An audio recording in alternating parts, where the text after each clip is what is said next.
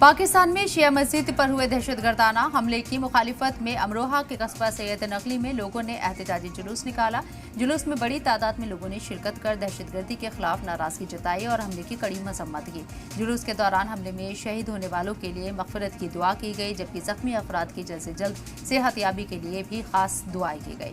मौजूद लोगों ने कहा है कि मासूम इबादतगाहों को निशाना बनाना इंसानियत के खिलाफ जुर्म है और ऐसी बुज़दिलाना हमलों की जितनी भी मजम्मत की जाए कम है।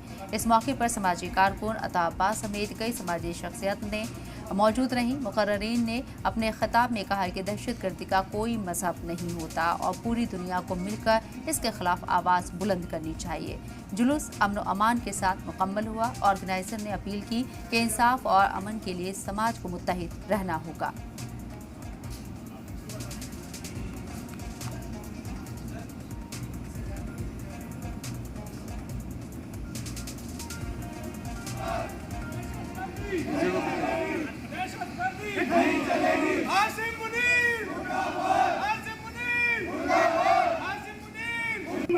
शहबाज शरीफ